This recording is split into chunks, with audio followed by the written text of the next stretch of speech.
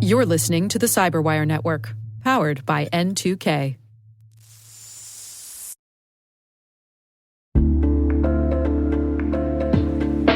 Maybe that's an urgent message from your CEO, or maybe it's a deepfake trying to target your business. Doppel is the AI-native social engineering defense platform fighting back against impersonation and manipulation. As attackers use AI to make their tactics more sophisticated, Doppel uses it to fight back, from automatically dismantling cross-channel attacks to building team resilience and more. Doppel, outpacing what's next in social engineering. Learn more at doppel.com. That's DOPPEL.com.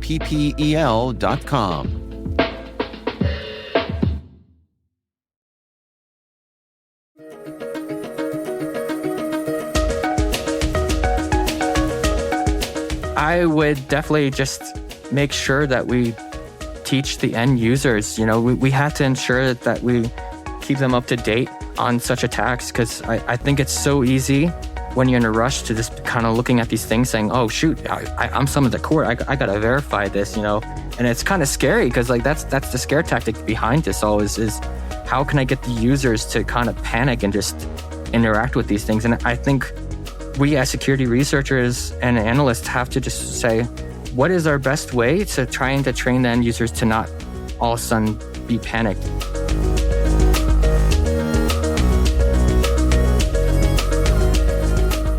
That's Thomas Elkins, a SOC L3 analyst from BlueVoyant. The research we're discussing today is titled Unpacking Augmented Marauders' Multi-Pronged Caspianero Campaigns.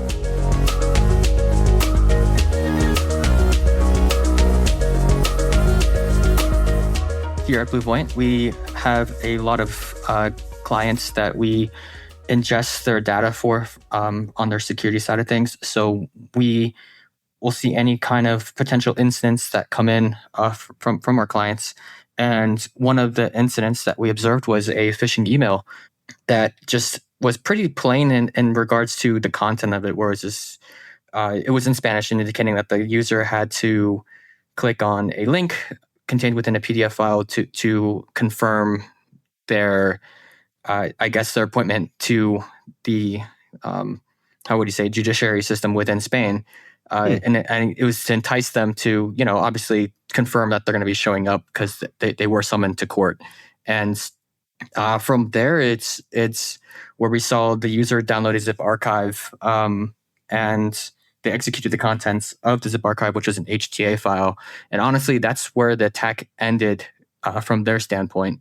But we as researchers obviously want to get the full scope of what's going to happen. So I took it to the next level and started to investigate what happens if the HT file succeeds. And that's where I started seeing a whole bunch of VBA coding being launched on my own personal machine, which is when I started investigating the network traffic contained within the requests. And that's when I saw the back end of their servers providing a whole bunch of different VBA scripts that would be executed on the client side. And that's basically how we observed that the attack was beginning from that aspect. Well, let's jump into some of the reasons that this campaign is particularly notable. In the research, you describe this as a multi-pronged campaign. What did you uncover that signaled this activity was broader than some of the things you've been tracking before? Originally, when we tracked it, we thought this might have been potentially just hitting Spain. But as we dug more into the IOCs, we observed other companies had also seen that this was not just attacking Spain, it was targeting multiple countries in Latin America, including Brazil and Mexico. So we were like, okay, well, this is clearly not just going to be contained to one specific country, that they're clearly targeting Spanish-based users, Spanish-speaking users. So, and this is not something that this has been done before. This is not like a novel aspect in terms of targeting Spanish users. What made it novel was the techniques they were using to automate their attack for them, essentially. Well, let's dig into that aspect of it. What were some of these things that really caught your eye? Yeah, so what we saw when I was going through the payloads was how it was, what's the word I'm trying to think of right now? It would basically find a way to replicate itself without requiring the attacker to have to keep sending the same phishing email. And what that means is one of the Kaspanero banking Trojan specifically, when it contacted its C2, it contains the ability to execute commands contained from the C2. So like if the C2 responds with a PowerShell script, the banking Trojan will be able to execute that PowerShell script in memory. And when we analyze the PowerShell scripts, one of them was this self-replication where it would basically get a hold of the user's email Outlook account, and it was using that by using PowerShell objects. And then once it got the contact list from their emails, it would craft a new email, and the email that would craft was hosted at one of its own controlled infrastructure from the attacker, and that email would essentially replicate the same process that we saw initially. And one of the issues that we have as researchers is how do we figure out where the source of this actually began? Because what we're seeing right now is most likely the user that was impacted initially was probably they probably received a phishing email from someone they actually trusted that was in their own contact list, which was also impacted by this campaign. And that's one of the novel things that we saw was, okay, well, this is not just a typical phishing campaign. This is a self-autonomous campaign where it's just going to keep spreading, and finding the original source is going to be almost impossible at this point. Yeah. One of the things that caught my eye was the fact that that phishing attachment in the, I guess, the initial email was password protected. How does that help the attackers bypass defenses? Yeah, so a lot of times when you get password protected archives, even with simple passwords like 1234, the email scanning features, they can't bypass the zip archive passwords because they don't. I can't speak for sure, but I'm pretty sure that a lot of these email based programs, they can't brute force the archives, because I feel like that would probably be against the user's right. Against the user's will. So a lot of times these emails, they can't scan the PDF. They can't scan the archives, or they can't scan what the contents of the PDF is, because they're password protected. And without being able to view that, the contents will stay encrypted until the user enters the password, and then all of a sudden the contents are now decrypted. And after that, then it can do that. So allowing that password protected email, it's going to bypass a lot of security scanning features from email accounts, or email providers, should I say, not email accounts. I see. Well, you've mentioned some of these items, but I think it would be helpful for our listeners to kind of walk through the infection chain step by step and the technical execution here. So once the victim interacts with the attachment, what happens next? So the user, after they supply the password, the PDF populates the contents, and the contents is that court summons notification. And when there's a link saying confirm your appointment, it's in Spanish. And once they click that link, the browser opens up a new tab, and there's like a random message, which is weird. I saw the message. I unfortunately don't have a screenshot of it, but it's like a rainbowed message saying waiting, something like about waiting. And then also a zip archive is shown at the top right, where you get that little downloads notification on your browser. And the zip archive itself is very autonomous. It has like some kind of UID automation from the back end of their servers, and it provides the date as well to kind of give this illusion of, okay, well, this might be some kind of official attachment or something that's required to help confirm my appearance at the court. So contained within the zip archive is a HTA file, and that contains a script that tells the whatever Windows binaries associated, MSHT in this regard, will execute that script tag and the contents contained within that script tag. And that's when I was using my own programming on the back end. So I was using man-in-the-middle proxy to capture the response of the server once MSHTA executes that script. And what we saw was 3 different VBA scripts being executed. The first one was to execute another one. So it was an interesting chain of events where you don't start seeing the actual, I guess, that what they actually want to do until you probably get to the third script specifically. And then that's when we start seeing a whole bunch of obfuscated code contained within the VBA script. And this is purposely to hinder, immediate execution in memory. So that way, if you have some EDR tool in the background trying to scan any open processes, and if it catches, MSHTA running and it scans to see what the contents are, it won't see it right away because all that content is already obfuscated.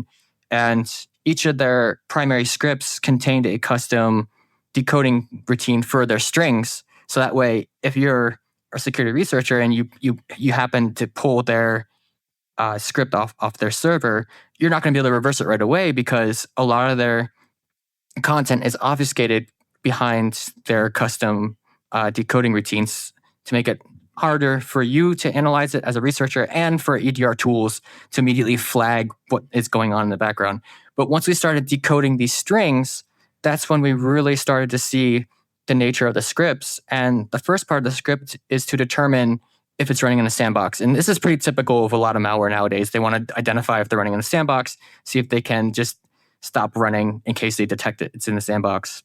And then once it determines that, it has a pre-configured list of known sandbox names, usernames, and sandboxes.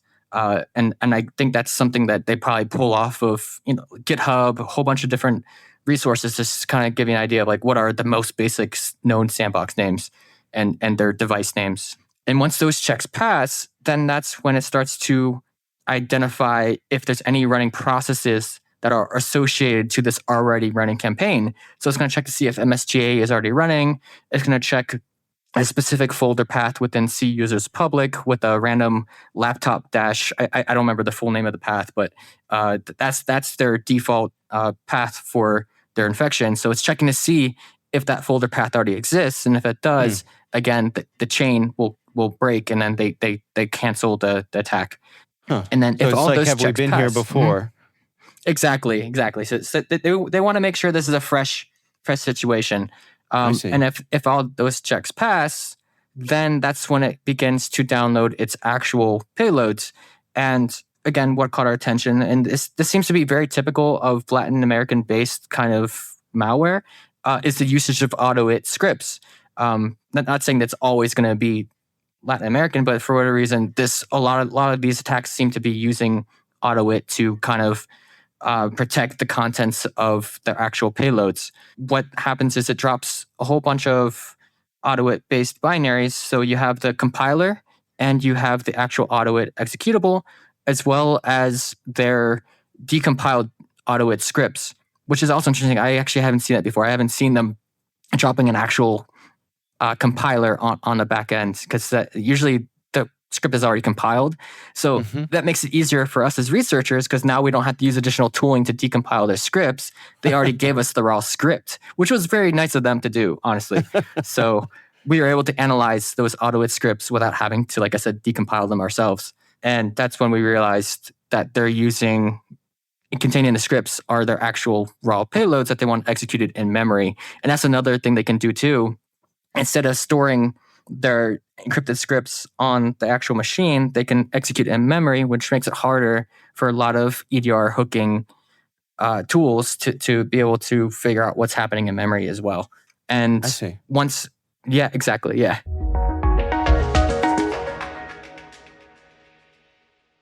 We'll be right back. Most environments trust far more than they should, and attackers know it. ThreatLocker solves that by enforcing default deny at the point of execution. With ThreatLocker Allow listing, you stop unknown executables cold. With ring fencing, you control how trusted applications behave. And with ThreatLocker DAC, Defense Against Configurations, you get real assurance that your environment is free of misconfigurations and clear visibility into whether you meet compliance standards. ThreatLocker is the simplest way to enforce zero-trust principles without the operational pain. It's powerful protection that gives CISOs real visibility, real control, and real peace of mind. ThreatLocker makes zero trust attainable, even for small security teams. See why thousands of organizations choose ThreatLocker to minimize alert fatigue, stop ransomware at the source, and regain control over their environments. Schedule your demo at threatlocker.com/N2K today.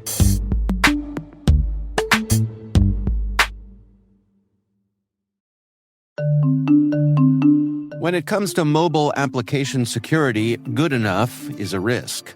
A recent survey shows that 72% of organizations reported at least one mobile application security incident last year, and 92% of responders reported threat levels have increased in the past 2 years. GuardSquare delivers the highest level of security for your mobile apps without compromising performance, time to market, or user experience. Discover how GuardSquare provides industry-leading security for your Android and iOS apps at www.guardsquare.com.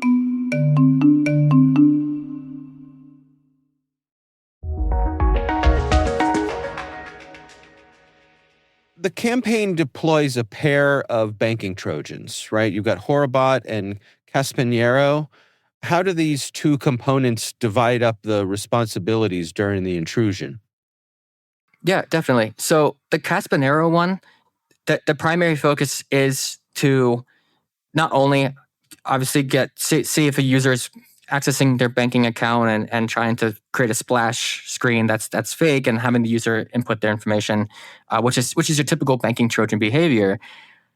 This also contains additional abilities that the attacker has created from their backend of the servers that they set up, where the Caspinero, like I said, is not only a Trojan in the sense that it can capture your input about trying to access banks, it has the ability to execute malicious code, given if that's what the threat actor wanted to set up to begin with. So on the back end, the servers that they set up contain additional encrypted code that the banking Trojan would decode and then execute that content using shell execute exw, which is one of the APIs that the Caspinero Trojan has. And what that allows it to do is, if the attacker says, "Okay, I want you to download another payload from my remote server," the banking Trojan can do that. And what it seems like the attackers wanted in this situation is they wanted to create persistence with the banking Trojan. Additionally, they wanted to do the self-propagation aspect, which is what I discussed earlier, where they want to take control, not to control the user's email, but basically infiltrate their email, send out a whole bunch of new wave of phishing emails from the impacted user, and that creates that trust element when the impacted user sends the fake emails out to their own contact lists. Those users are more likely to say, "Oh, this must be legitimate," because this is a user that I know. This is not just some anonymous user from hotmail.com, So right. That's the Caspinero aspect of this attack chain. The other one, the Horribot is the other. I guess that it's like we said, it's two-pronged, where they want to basically gain control of the user's email account specifically. And what it does is it sits in the background and waits to see if the user navigates to Gmail, Hotmail, or what's the one? Live account, I believe. It's Gmail, Yahoo, and Live. And it sits to wait to see if the user accesses those. And if it does, the user is redirected to input their password. And what happens is the Horribot will take us, not the same, it'll capture the keystrokes of the user as they type in their password.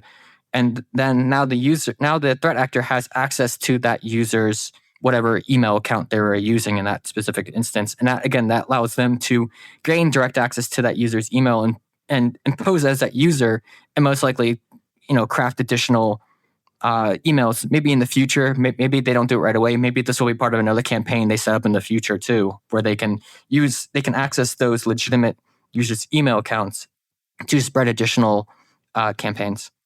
I see. Another one of the interesting aspects here is, help me if I have this right, that during the propagation of the phishing PDFs, the PDFs themselves are dynamically generated? Exactly. They come from a remote server. So basically, the attacker can just change the format of whatever the PDF is going to be. So if their campaign's going to change from court summons, they might change it to something else, maybe like a DHL package or something else to entice users to want to interact with it. So they can dynamically change whatever email, whatever the PDF document is supposed to contain, they can dynamically change that. And the passwords too are also dynamically changing, not always going to be the same. The script functionality contains the logic to basically craft a randomly generated password, and that password is sent to the server. So when it generates the PDF files, that password will be used as that new wave of PDFs being sent out to users. I see.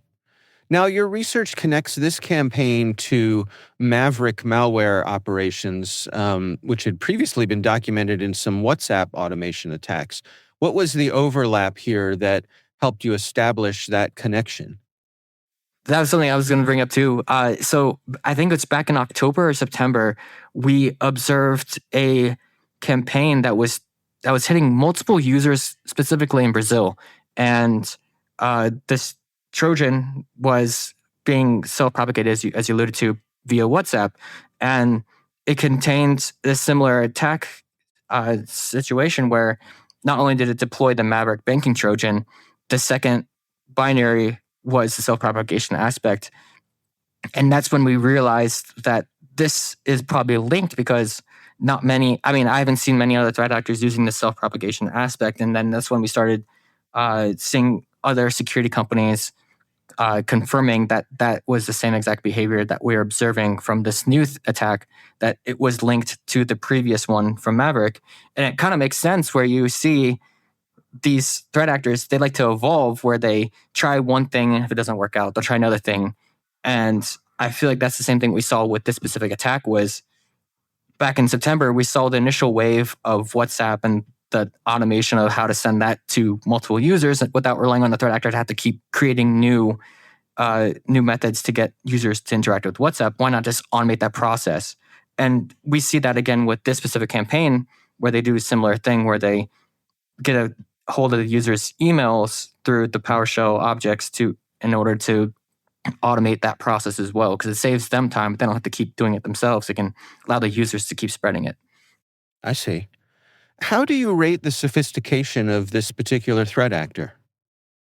I would definitely say they're getting more and more sophisticated. I feel like, so I first saw this, like not this specific campaign, but I've seen this threat actor before, and I think we linked him to something called Coyote as well in our previous research. We released something about Maverick too in September, and the author that helped me write this, Josh Green, he works on the threat intel piece of things, and he was able to link this to another malware strand called Coyote, which was another .NET-based banking Trojan. And initially, when I first saw this type of behavior from this threat actor, it was last year, and they were targeting Mexican users by pretending to be SAT tax documents. And I would definitely say, seeing from that, then it was just like, here's a zip archive in an email, try to execute the contents. It's a password protected zip archive, voila. There was no self-propagation aspect. Fast forward to September, we see them using WhatsApp for propagation. And now we move forward to not only that, we see them using emails for self-propagation. And I feel like they keep ramping up. How do we find ways to automate this process for us so we don't have to put as much effort into it? Yeah.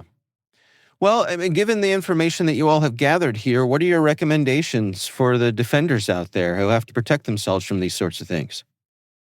I would definitely just make sure that we teach the end users. We have to ensure that we keep them up to date on such attacks, because I think it's so easy when you're in a rush to just kind of looking at these things saying, oh, shoot, I'm summoned to court. I got to verify this, And it's kind of scary because that's the scare tactic behind this all is how can I get the users to kind of panic and just interact with these things? And I think we as security researchers and analysts have to just say, what is our best way to trying to train the end users to not all of a sudden be panicked? Like, we had to step them through and say, okay, let's slow down. When you get something like this, let's analyze what is the goal here from the threat actor's standpoint. What are they trying to do? And let's not rely on emotion. Let's rely on logic as well. And I think in terms of how do we stop this going forward too, like if the user does interact with it, what protections can we put in place to ensure that this doesn't continue? Can we block MSHTA from executing remote code? Can we just have a blockage policy in place on Defender, on SentinelOne, whatever EDR tooling you're using, to ensure that, okay, say the user does download the archive, they try to execute the HTA script. Let's ensure that MSHTA does not execute the contents. And same thing with just understanding scripts in general. Like, can we change the default behavior of how scripts are interacted with on the end user's part too? Can it just try to execute Notepad plus or open Notepad instead? These are some things you can change from the back end of group policies and whatnot.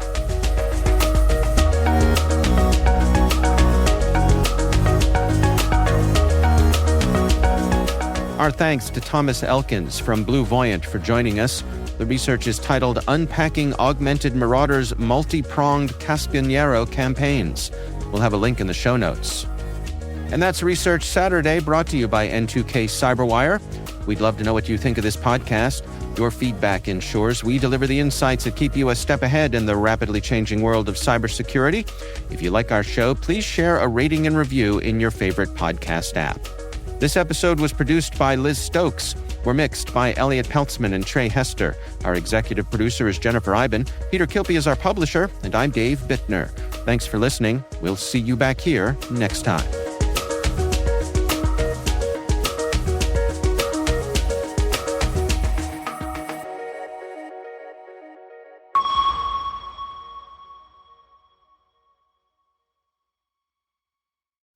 Meet the new iCIMS, the single talent acquisition platform that's fully future-ready. It works wherever and however you hire, with insights no one else offers. One solution that fits seamlessly into your existing tech stack, which is why IT and HR leaders trust it. With the best of enterprise-grade software and AI, iCIMS helps you identify and secure the right talent faster. iCIMS, powering exceptional hiring. Learn more at icims.com.